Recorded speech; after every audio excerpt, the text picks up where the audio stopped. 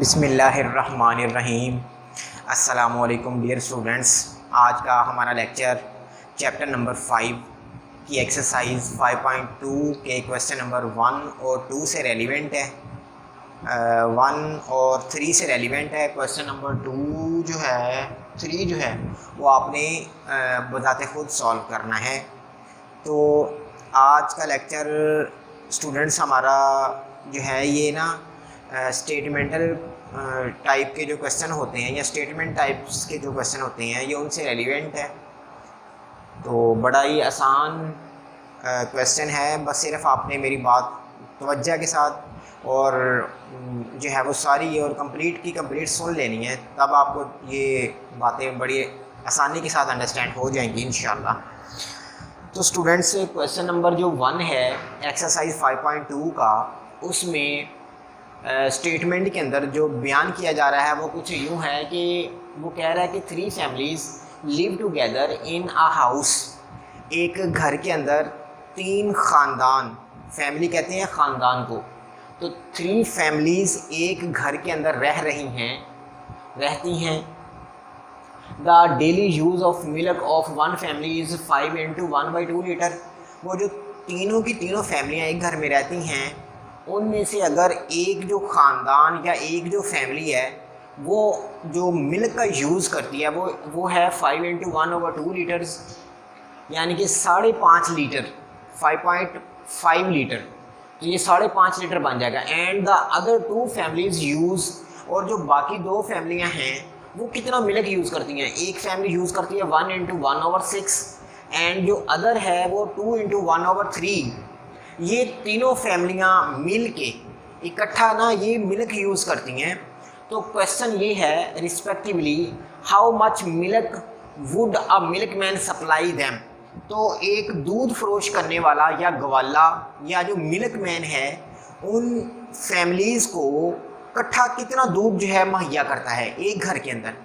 तो इसका मतलब ये हुआ कि हमने उन तीनों फैमिलीज़ को जितना मिल्क मुहैया किया जा रहा है तो वो सारे का सारा मिल्क यानी टोटल मिल्क वो कितना बनेगा वो हमने फाइंड आउट करना है।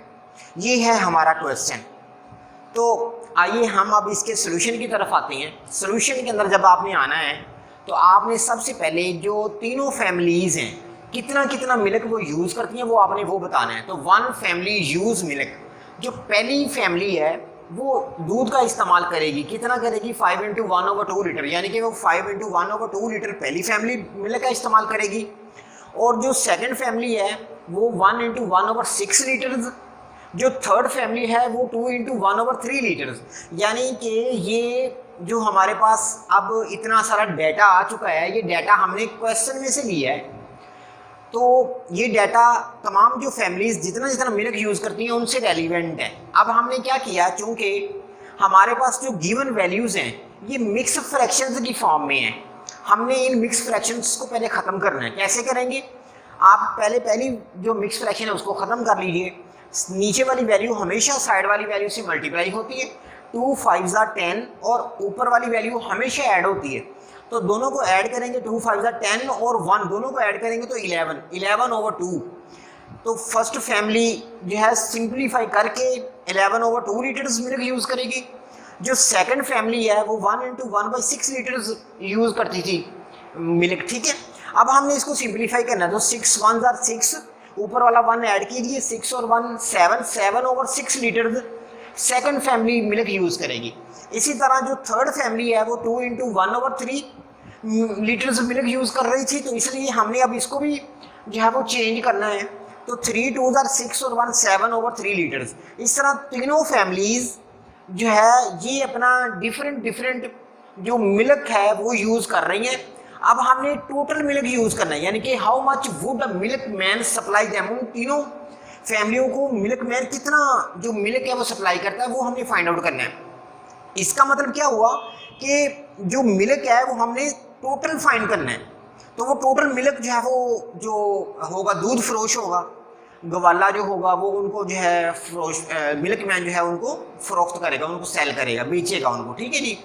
तो फॉर टोटल मिल्क मालूम करने के लिए हम क्या करेंगे, हम जो तीनों फैमिलीज का मिल्क है उनको क्या करते हैं, हमें हमेशा टोटल करने के लिए ऐड करते हैं। तो हम इन तीनों को ऐड करेंगे। अब देखिए स्टूडेंट्स, यहाँ पर जो वैल्यूज आपस में ऐड हो रही हैं वो नंबर एक तो फ्रैक्शंस हैं और नंबर टू वो आपस में जो है प्लस हो रही हैं। मैंने कल लास्ट लेक्चर में बताया था आपको कि जब वैल्यूज आपस में एक दूसरे के साथ फ्रैक्शनों वाली फॉर्म में ऐड हो या सब्ट्रैक्ट हो तो हम उनकी जो ओवर वाली वैल्यूज हैं उनकी फैक्टराइजेशन करते हैं, यानी उनका हम एलसीएम लेने के लिए फैक्टराइजेशन करते हैं। तो हम ऐसे जो है ना कंडीशंस को सॉल्व करने के लिए हम हमेशा एलसीएम लेते हैं। अब आपने क्या करना है, 2 का 6 का और 3 का तीनों की फैक्टराइजेशन करनी है पहले।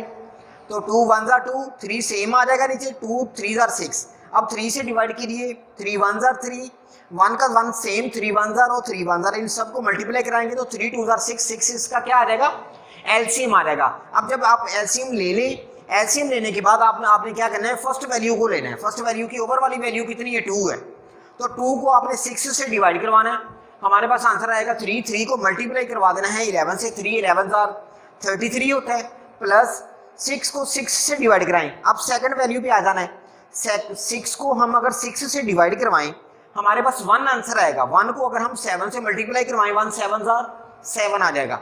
इसी तरह प्लस आ गया, 3 को अगेन 6 से डिवाइड कराया 2 आएगा, 2 7 14। अब ये तमाम वैल्यूज आपस में ऐड हो रही हैं, 33 प्लस 7 40 बन जाएगा, 40 प्लस 14 54 बन जाएगा। ओवर में 6 है, 54 को अगर हम 6 से डिवाइड कराएं तो 6 9 54 होता है। तो हमारे पास जो है आंसर इसका 9 आ जाएगा। तो अब यहाँ पर जो होगा मिल्कमैन वो इन तीनों फैमिलीज को 9 लीटर मिल्क जो है वो क्या करेगा, सेपरेटली सबको जो है मुहैया करेगा, सबको वो देगा, उनको प्रोवाइड करेगा उनके घरों में। तो इस तरह वो तीनों फैमिलीज की जो मिल्क की रिक्वायरमेंट है वो कंप्लीट होगी। तो ये था क्वेश्चन नंबर 1। मैं उम्मीद करता हूँ कि आपको ये बड़े अच्छे अंदाज के साथ समझ आ गया होगा। इसके बाद जो क्वेश्चन नंबर 2 है उसमें आते हैं हम। तो उसमें सबसे पहले हम इसकी जो स्टेटमेंट है इसमें जो बताया जा रहा है वो क्या बताया जा रहा है, हमने पहले इस बात को अंडरस्टैंड करना है। तो स्टूडेंट्स देखिए क्वेश्चन नंबर 2 के अंदर बताया जा रहा है कि नौशीन बात खरीदती है 12 meter cloth from the market. Nausheen market में से 12 मीटर कपड़ा खरीदती है, यानी कि वो मार्केट जाती है, मार्केट से वो 12 मीटर क्लॉथ खरीद के लेके आती है। She used half of cloth for her suit. अब वो जो 12 मीटर परचेज करके लेके आती है मार्केट से, उस 12 मीटर का हाफ सूट जो है, हाफ जो क्लॉथ है वो अपने सूट के लिए इस्तेमाल कर लेती है। अगर वो 12 मीटर का हाफ अपने सूट के लिए इस्तेमाल कर लेती है तो हाफ कितना होगा, हाफ उसका होगा 12/2, यानी कि जितना क्लॉथ वो खरीद के लेके आती है उसको आपने 2 से डिवाइड करवा देना तो वो हाफ आ जाएगा। इसके बाद वो कह रही है एंड 2/3 ऑफ रिमेनिंग, तो जो बकिया कपड़ा बचता है उसका 2/3 वो क्या करती है, फॉर हर डॉटर सूट, वो अपनी बेटी के सूट के लिए इस्तेमाल करती है।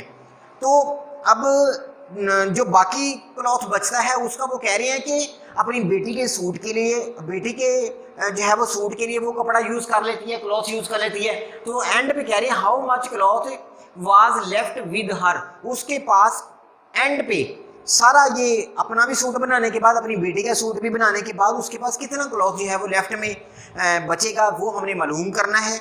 ये है क्वेश्चन। तो अब आइए हम इसके सोल्यूशन की तरफ आते हैं। तो सबसे पहले स्टूडेंट्स देखिए कि नौशीन बाट क्लॉथ फ्रॉम मार्केट, तो नौशीन ने मार्केट से कितना कपड़ा खरीदा, उसने 12 मीटर कपड़ा खरीदा। फिर Nausheen used cloth for her suit, वो अपने सूट के लिए कितना कपड़ा यूज कर लेती है, वो यूज कर लेगी हाफ। हाफ क्या होगा, मैंने जैसा कि पहले बताया कि हाफ हमेशा, मिसाल के तौर पर जिस तरह आप एक जो है वो पेज को ले लें, ठीक है, एक पेज का अगर हम हाफ की बात करें तो हाफ क्या होता है, हमेशा अगर हम उसको 2 पार्ट्स में इक्वली डिवाइड कर दें तो हाफ में जितनी भी वैल्यू हो उसका हमेशा जो है वो आधा या निस्फ रह जाता है, इसे हम हाफ कहते हैं। तो 12 मीटर को आपने क्या करना है, 2 से डिवाइड करना है। 2 से डिवाइड कराने के बाद हमारे पास 6 बच जाएगा। तो 6 मीटर कपड़ा वो अपने सूट के लिए यूज़ कर लेगी। तो हम रिमेनिंग क्लॉथ उसके पास क्या बचेगा, रिमेनिंग बचेगा, उसने 12 मीटर मार्केट से खरीदा था, 6 मीटर से उसने अपना सूट बना लिया, तो उसके पास 6 मीटर से लेफ्ट में कपड़ा जो है वो रह गया, रिमेनिंग क्लॉथ बच गया। अब उसने कहा था कि अपनी सूट बनाने के बाद जो रिमेनिंग क्लॉथ बचता है, रिमेनिंग क्लॉथ का 2/3 वो अपनी बेटी के सूट के लिए इस्तेमाल करती है। तो अब आपने आना है Nausheen used for her daughter's suit, तो नौशीन अपनी बेटी के जो है कपड़े सीने के लिए जो कपड़ा इस्तेमाल करती है वो कितना करती है, वो 2/3 किसका जो रिमेनिंग है उसका, तो 2/3 मल्टीप्लाई आपने हाफ से जो बच जाएगा उससे कर देना है। तो अब देखिए 3 1 3, 3 2 6, 2 2 4 मीटर वो अपनी बेटी के जो है सूट के लिए इस्तेमाल कर लेगी। तो इस तरह जो लेफ्ट बचेगा कपड़ा एंड पे, तो वो क्या बचेगा, 6 मीटर उसने, यानी कि 12 मीटर था, 6 उसने अपने सूट के लिए यूज कर लिया, 6 रह गया। अब 4 मीटर कपड़ा उसने अपनी बेटी के जो है वो सूट के लिए इस्तेमाल कर लिया। तो इस तरह एंड पे जो लेफ्ट में क्लॉथ बचेगा वो क्या बचेगा, 6 - 4, तो ये 2 मीटर बच जाएगा। इस तरह ये क्वेश्चन नंबर जो 2 है इसका सोल्यूशन हो जाएगा। तो अब क्वेश्चन नंबर 3 जो है वो रह गया है। क्वेश्चन नंबर 3 स्टूडेंट्स आपने ये खुद सॉल्व करना है। मैं आपको ये पढ़ देता हूँ कि वो क्वेश्चन है क्या। कह रहे हैं कि Ahmed required 18 × 1/2 feet long cable wire for a connection. Ahmed को 18 × 1/2 यानी कि 18.5 फीट लंबी केबल चाहिए ना, क्या करने के लिए, एक कनेक्शन को लगाने के लिए। ही ज्वाइंट 2 लेंथ्स ऑफ वायर्स, वो ना दो जो तार की लंबाइयां हैं उनको आपस में जोड़ता है। वो तो दो तार की लंबाइयां कितनी हैं, एक है 9 × 3/4 फीट और दूसरी जो है वो है 11 × 1/6 फीट है। तो ये दो वो लेंथ्स हैं। अगर इन दोनों को वो जोड़ता है, अब जोड़ने में क्या करना है कि अब आपने सबसे पहले तो इनकी जो मिक्स फ्रैक्शन है उनको ख़त्म करना है। इनको आपने जो है फ्रैक्शन वाली फॉर्म में लिखना है, ठीक है, रियल फ्रैक्शन फॉर्म में लिखना है। संख्याओं को ख़त्म करें, तो दोनों को ख़त्म करने के बाद अब जब इन दोनों को जोड़ता है, इससे मुराद क्या है कि इन दोनों को आपने ऐड करना है। ऐड करने के बाद आपके पास टोटल जो है जो आएगा वो उसके पास जो है ना अवेलेबल वायर होगी, और उसको चाहिए कितनी थी, 18 × 1/2 मीटर फुट चाहिए थी। Now how much length does he have more than the required length. अब वो कह रहे हैं कि जितनी उसके पास मौजूद वायर है, ठीक है, वो हो गई उसके पास मौजूद वायर। अब उसे चाहिए थी 18.5 फीट चाहिए थी। अब उसके पास कितनी ज़्यादा जो है ना वायर है, तो ये मालूम करना है। तो ये है क्वेश्चन नंबर 3। तो मैं उम्मीद करता हूँ आपने क्या करना है, जो दोनों जो लेंथ्स होंगी वायर्स की जो ज्वाइंट की हैं, उनका जो रिजल्ट होगा उसमें से आपने जो रिक्वायर्ड थी वो माइनस कर देनी है। इस तरह एलसीएम लीजिएगा, फिर जो है पहली ओवर वाली वैल्यू को डिवाइड कीजिएगा, फिर जो आंसर आएगा वो मल्टीप्लाई कीजिएगा उसके नॉमिनेटर से। इस तरह दोनों वैल्यूज़ को सॉल्व करने के बाद, माइनस करने के बाद, अब आप देख लीजिएगा कि उसके पास ज़्यादा मज़ीद और कितनी ज़्यादा केबल जो है वो पीछे बच जाएगी। तो ये है क्वेश्चन नंबर 3। तो मैं उम्मीद करता हूँ कि क्वेश्चन नंबर 3 जो है वो आप ज़्यादा खुद सॉल्व कर लेंगे।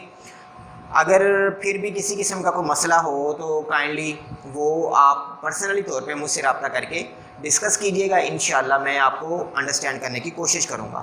तो इसके अलावा अगर जो फर्स्ट 2 क्वेश्चंस हैं उनमें से भी अगर कोई बात रह गई है या आपको कोई बात समझ नहीं आई तो वो भी आप पूछ सकते हैं।